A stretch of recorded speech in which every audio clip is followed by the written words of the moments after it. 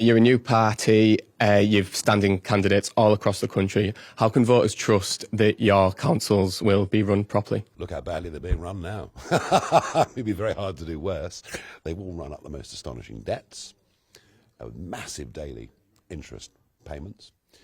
Potholes are worse pretty much everywhere than they were when these councils were last elected.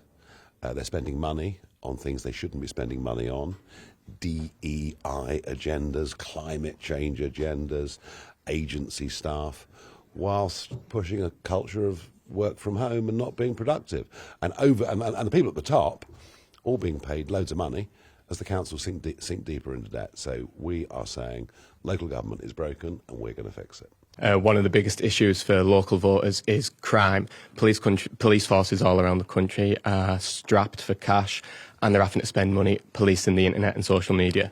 What do you think about a national police service that would be dedicated to social media? I think that people being horrid on social media is not the biggest problem we face in this country. I think, in the wake of the Southport riots, people said intemperate things on the internet.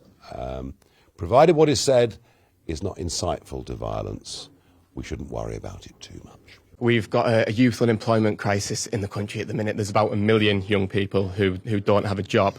We also want to boost defence. I asked the Chancellor this question. What do you think about the idea of national service for 18-year-olds to solve that youth unemployment and to boost defence? Well, first things first, there's a lot of young people not working who could be, but it's almost like the culture's gone wrong.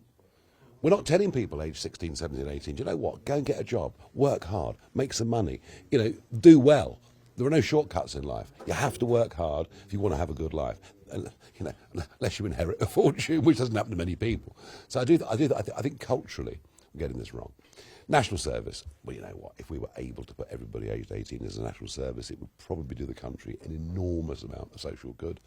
People would learn a lot, they'd be taught discipline, they'd learn trades and skills they could use when they left, but we're in no fit state to do it. The army is so small we can't even contemplate it. You take credit for making Brexit happen. One thing lots of young people care about is youth mobility and the idea of a youth mobility scheme. Would you be opposed to that, and why? Most young people I know don't want to go to Europe, they want to go to South America, they want to go to the Far East, they want to go to the States. Germany's not that attractive, really. So look, I think any sort of youth mobility scheme that would effectively be a backdoor to free movement of people once again would be strongly opposed by Brexit voters. You're in a position where you might actually be able to get into number 10 sometime in the next few years.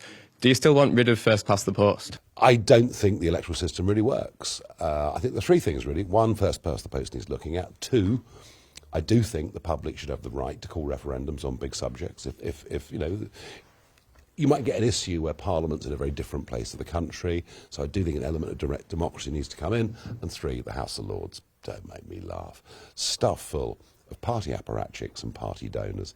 That needs a massive wholesale change. So yes, I'm for electoral reform. Your mate Donald Trump's signed a load of executive orders when he came in to repeal Joe Biden-era laws. If you got into number 10, what would be the first law that you would repeal? Well, the first thing we have to do is we have to get rid of the ECHR. We have to get back the ability to decide, can we really control our borders, who comes and lives here? And I think that would, do you know what? I think 3/4 of the country would cheer to the rafters. Last question. You reckon you've got what it takes to be Prime Minister, but what's your biggest weakness? Oh, I've got so many weaknesses, a list as long as your arm. But the one thing I have got is determination.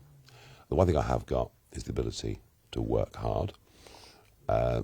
Biggest weakness would be choosing the right people. And over the years, I've got it right sometimes, and I've got it wrong at others.